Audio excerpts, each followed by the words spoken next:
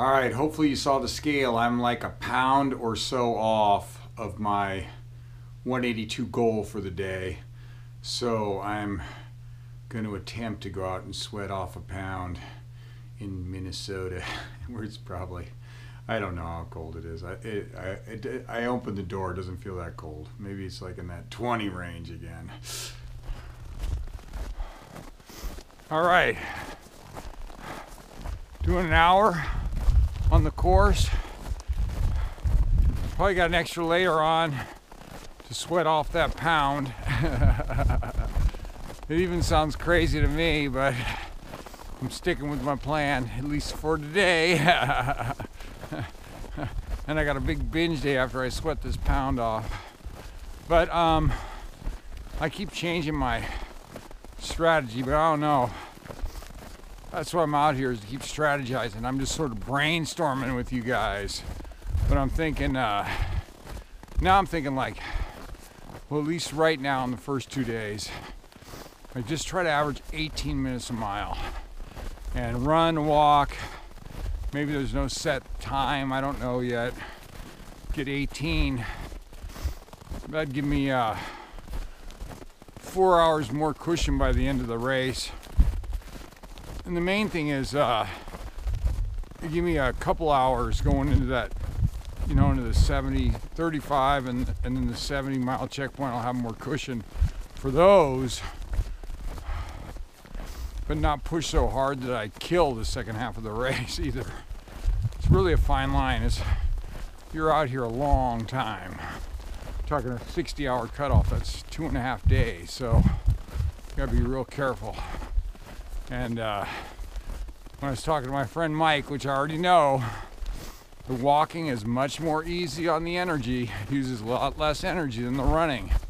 So you gotta really strategically use that running when the snow's hard or solid, or you need to make up time.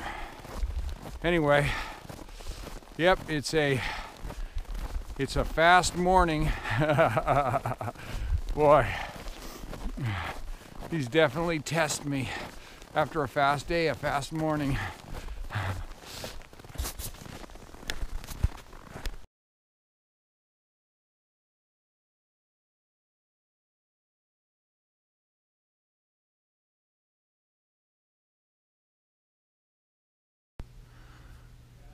All right, that was a big deal that I made that weigh-in. That was tough. I was too weak to run. I was running and walking out there, but I was hoping I was sweating enough. And I had to go to the bathroom too, so that helped. And I squeaked it back into the 182s.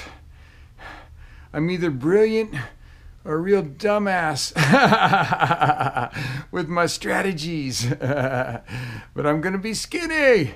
And yeah, probably anything I said when I was out there about the 18-minute per mile pace probably is my most conservative estimate, because I absolutely felt like crap out there. So, but if I could do 18 in my most conservative effort as I was out, of course, that's with decent conditions. That's not with crappy conditions, but make a big difference. It would make a big difference. It would take the pressure off. I don't have to go all the way down to 15, just 18 would take the pressure off. Oh yeah, let the binge day begin. Thank goodness. I'm really hungry. All right, so I got to tell you something kind of funny. At least it's sort of funny to me. Hey, when I stopped, you know, when I quit my job and I just started training full time, I really don't wear pants that way. I just wear like, you know, especially in Santa Rosa. I mean, it's mostly like shorts, like 99% of the time. And so I ran to the airport. I was running so late. I had my shorts on. I checked in the hotel, and and then in the morning I'd pack my pants. So I go to put my pants on to break to Minnesota. You're not going to show up in Minnesota in shorts. At least I'm not. And when I showed up with when I put the pants on, oh my God, they're so baggy. They're so baggy. So I'm in the airport and I'm running around holding my pants up with one hand. And I had to go in there. Look, you could even see the pants are kind of buckled. You know how they start buckling. And these were pretty tight fitting pants on me. And then I had to buy I was running around like, I gotta buy a belt, man. Not just that they would like partly fall down, they were gonna go down to my frickin' ankles if I lost them. I mean, I'm a skinny dude, sinewy, skinny, sinewy. I'll take them both. Anyway, so I have a $50 belt, and I just looked at it, and now that I've got down to that 182 again, I'm cranking into the last buckle, the last hole on it, and it's barely fitting. Might be a waste of the $50 airport belt, but anyway, all I got to do is make it back to California, get back in my shorts. Eye of the tiger. All right, heading out for my second workout, a 1 hour hike in the dark. Feel the cold, the Minnesota cold, International Falls, the ice box of America. Gonna feel the cold. It's definitely a little colder tonight, but you know what? My buddy the reptile, when he told me he was swimming with no cap because he wanted to make the swim in the bay harder, and then I'm talking to my buddy Mike, and it's like 2 caps, man. You know, like if you feel cold, you know, put a double layer of caps on. Get that head warm, get the feet warm. Then that warms up the hands. Mostly the head, though. Get the head warm. I rarely have wore 2 caps in the past, man. That's probably why it froze my butt off. Anyway, I'm picking up, learning the details, going out with two layers. The other thing is I talked to Mike, and I was having trouble with these gloves. I bought like $300 gloves, like, I don't know, a couple years ago, like really top of the line gloves, and they got, you know, they got inner gloves, and I've had nothing but trouble like trying to get my hands in and out of them. I think my hands are too big, even though they're extra large gloves. My hands are too big, and so he said those gloves are just too small for you, Bill. And so we went over to the local store. We bought a big pair of gloves for $49. Not $300, $49. Anyway, I felt good, man. I think we were figuring that out. I was getting so frustrated with those gloves. He says, he goes, I had a pair of those a long time ago. I gave it to a real petite lady. I gave them to. I said, hey, you want some gloves? These will probably fit you. And they were XLs, just like mine. Anyway, me and my buddy Mike, we got big hands. I'm excited about my new gloves, though.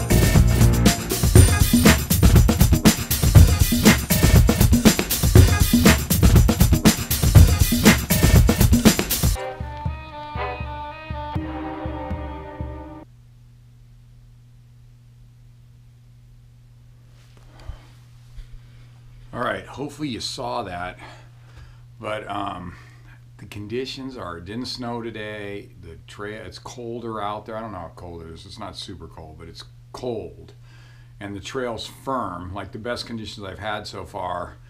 And on my last part of a mile, like I did 3.5 miles, but my last half mile I was 16:38. That's huge.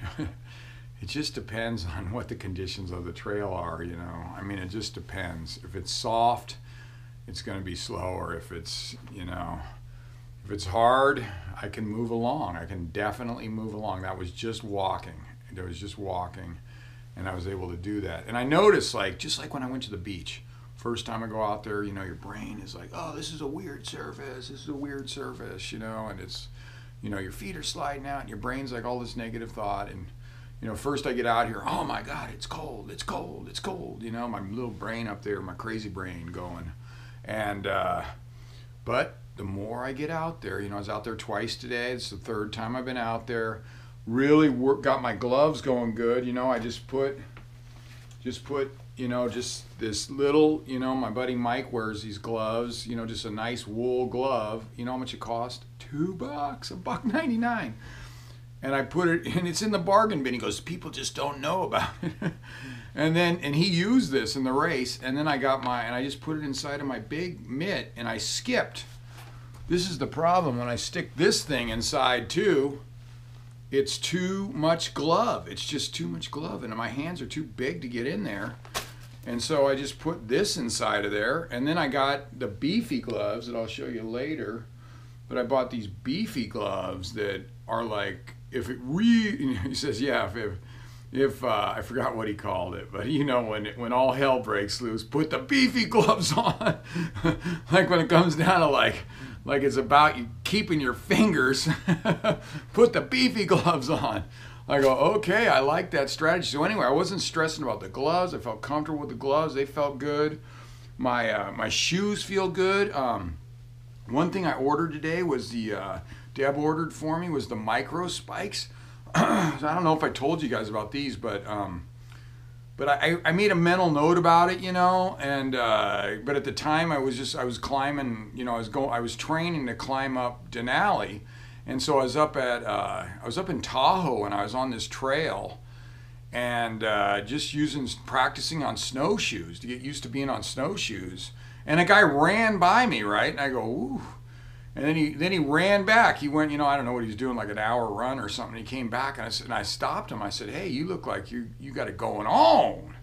I go, you're pretty serious snow runner there. He goes, what do you got on the bottom of those shoes, man? He goes, I got micro spikes, and they're like little mini crampons. So it's like these spikes come out.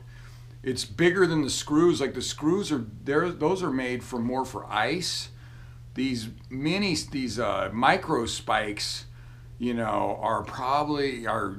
look like they're a lot better for snow. That guy was serious, and he was wearing them. So I said, I made a mental note, and I remembered it today. I go because I got 2 pairs of shoes, and the one shoe's got the screws, and the other ones would have the micro spikes. Doesn't that sound freaking genius? I think I'm sounding smarter every day.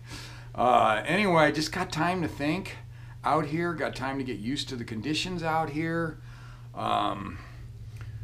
Everything is sounding great. But I got the conditions on this trail are good. Tuscobia is 4 hours away, and then I'm not sure what the conditions are, man. I don't know. Anyway, it's just nobody seems to know. They said it could be a little dicey down there. There might not be that much snow, so I may have to take a road trip and go look at it for myself, because the backup plan, my friend, I talked to Ken today, the race director up here, and he goes, hey, just in case there's no snow, you might want to bring a pack. And I go, why? He goes, oh, you just carry that instead of your sled. So that the backup plan would be carrying a 40-pound pack for 160 miles. I said, and making those cutoffs. I'm like, I don't think that backup plan's gonna fly. I go, there's gotta be snow. I've seen guys try to do these races with a pack like that. One guy, it looked horrible. Anyway, so we're gonna hope there's snow. There's snow, or there's gonna get snow there because, I don't know. That's not a good backup plan. All right, 10:19 at night. I'm down to my last 2 Alto labs. Last 2 sessions. I'm working hard. I'll just tell you that. 2 rounds of Alto lab left. Trying to hit in the 75 to 80 range, if I can do it. Okay. I got the eye of the tiger though. I could do it.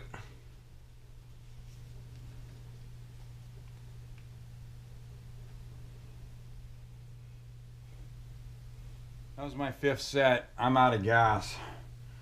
That one night after I did the 8-hour training, I couldn't even blow it once. This time I did okay for the first 4, which I didn't film. I saved the best for last when when it kicked my ass. I just couldn't get it to go down. Oh, that means you're out of gas. Your lungs have no power left. It's like, yeah, 5th set, 10:30 at night. Been working hard. Yeah, I think that's it for the night. When you can't get it to go down, can't get it to go down. All right. Oh. It was a good day though. It was awesome. Really good out there on the trail. Good working on the equipment. Good talk with my buddy Mike. I loved it, man. I'll film some of it next time. But he lives up here, and he just is very wise on the advice for out there. He's finished it before, and he's very, very wise on the advice. But anyway, just tired. I'm pushing the envelope for sure on all this stuff. Still a great day. Great day. Working on the gear. Working on the last of the fitness.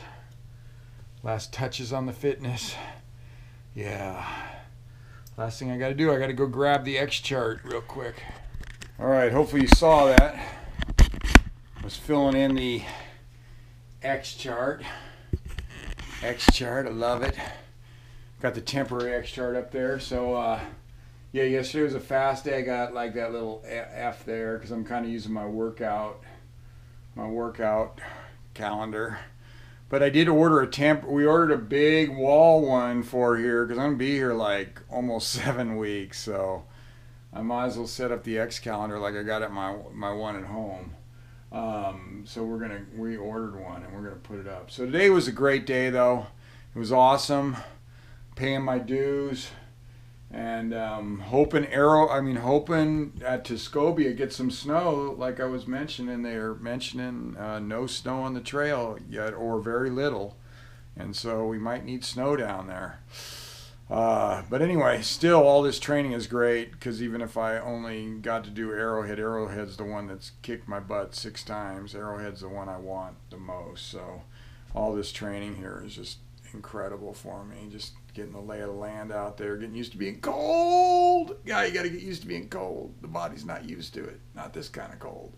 It was 4 degrees when I was out there tonight going up and down the trail. That's single digits. Getting colder. Not minus 48, but still cold. 4. Colder than Santa Rosa by a long ways. Anyway, have a great night. You guys are awesome.